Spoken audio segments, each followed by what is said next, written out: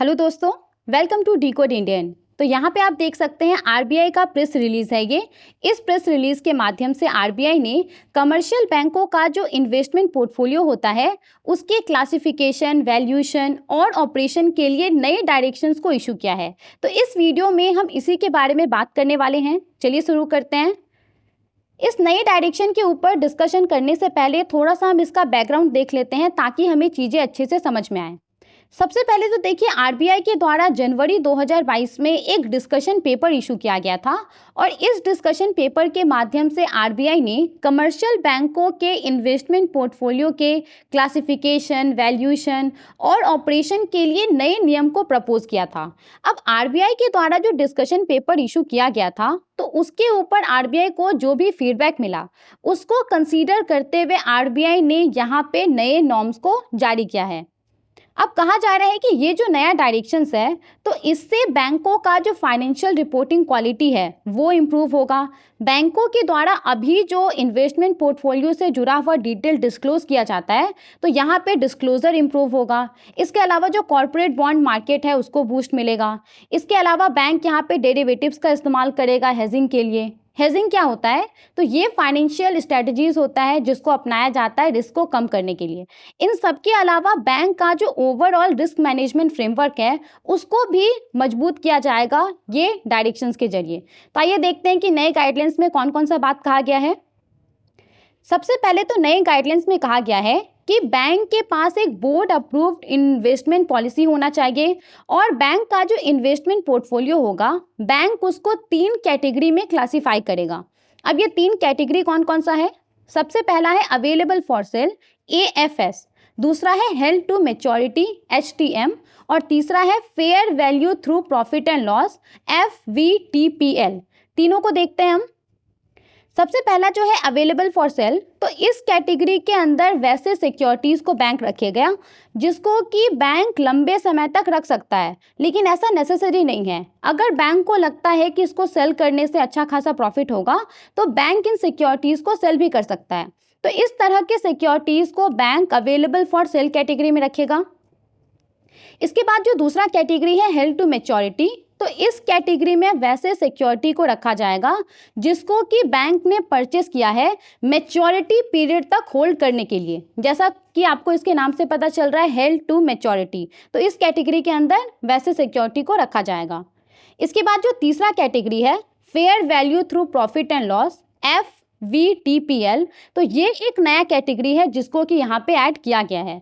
अब देखिए, वैसा जितना भी सिक्योरिटीज़ है जो कि पहला वाला जो 2 कैटेगरी है AFS और HTM इसमें क्वालिफाई नहीं होता है, तो वो सभी सिक्योरिटीज़ को ये जो पर्टिकुलर कैटेगरी है इसमें रखा जाएगा। अब यहाँ पे देखिए, जब सिक्योरिटीज़ को कैटेगराइज किया जाता है FVTPL कैटेगरी के लिए तो यहाँ पे इन सिक्योरिटीज़ का जो वैल्यू है वो रेगुलर बेसिस पे अपडेट होता है जो करेंट मार्केट प्राइस है उसके हिसाब से। जैसे कि मान लीजिए अगर इन सिक्योरिटीज़ का करेंट मार्केट प्राइस ज़्यादा हो रहा है तो यहाँ पे इन सिक्योरिटीज़ का जो वैल्यू है वो भी क्या हो जाएगा, बढ़ जाएगा। अगर करेंट मार्केट प्राइस कम हो रहा है तो इन सिक्योरिटीज़ का जो वैल्यू है वो भी कम हो जाएगा। और जो भी गेन या फिर लॉस होता है इन सिक्योरिटीज़ के ऊपर तो इसका डायरेक्ट प्रभाव दिखता है बैंक के प्रॉफिट एंड लॉस स्टेटमेंट में। तो ये यहाँ पे 3 अलग अलग कैटेगरी हो गया जिसमें कि बैंक को अपना जो इन्वेस्टमेंट पोर्टफोलियो है उसको क्लासीफाई करना पड़ेगा। अब यहाँ पे देखिए, इसके अलावा अभी एक एग्जिस्टिंग कैटेगरी है जिसका नाम है हेल्ड फॉर ट्रेडिंग, तो इस कैटेगरी को अब सब कैटेगरी बना दिया गया है FVTPL के अंदर।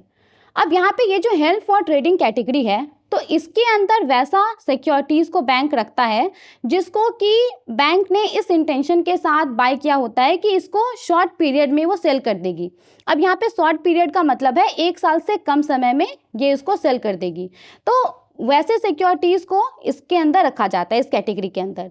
तो ये तो यहाँ पे हमने बात कर लिया अलग अलग कैटेगरी के बारे में, लेकिन इसके अलावा भी यहाँ पे इस डायरेक्शन में बहुत सारा बात कहा गया है। जैसे कि देखिए, यहाँ पे ये जो HFT कैटेगरी है तो अभी क्या नियम है कि HFT कैटेगरी में जो सिक्योरिटीज़ होगा उसको मैक्सिमम बैंक 90 डे तक होल्ड कर सकता है। तो यहाँ पे जो होल्डिंग पीरियड के ऊपर 90 डे का सीलिंग है उसको हटा दिया गया है। इसके अलावा देखिए जो हेल्ड टू मैच्योरिटी कैटेगरी है, तो यहाँ पे अभी क्या है कि जो पूरा इन्वेस्टमेंट पोर्टफोलियो है उसका कुछ भाग ही हेल्ड टू मैच्योरिटी हो सकता है। तो ये जो सीलिंग है इसको भी हटा दिया गया है। इसके अलावा देखिए ये जो नया गाइडलाइंस है इसमें सिक्योरिटीज का ट्रीटमेंट कैसे करेगा बैंक अपने बुक में, उसके बारे में भी कहा गया है। तो यहाँ पे जो ट्रीटमेंट ऑफ सिक्योरिटीज होगा वो निर्भर करेगा कि इन सिक्योरिटीज का क्या कैटेगरी है। जैसे कि मान लीजिए हेल्ड टू मैच्योरिटी कैटेगरी के अंदर जो भी सिक्योरिटीज होगा, तो बैंक ने इन सिक्योरिटीज को जिस वैल्यू में एक्वायर किया होगा उसी वैल्यू के साथ इन सिक्योरिटीज को रिकॉर्ड किया जाएगा। ऐसा नहीं है कि मार्केट प्राइस के हिसाब से इन सिक्योरिटीज का जो वैल्यू है वो चेंज होगा। और यहाँ पे मान लीजिए कि बैंक ने इन सिक्योरिटीज को जब बाय किया तो डिस्काउंट में बाय किया या फिर प्रीमियम में बाय किया, तो जो भी गेन या लॉस हुआ होगा बैंक को, तो वो इमीडिएटली रिकॉग्नाइज नहीं किया जाएगा, वो ग्रेजुअली रिकॉग्नाइज किया जाएगा बैंक के बुक में।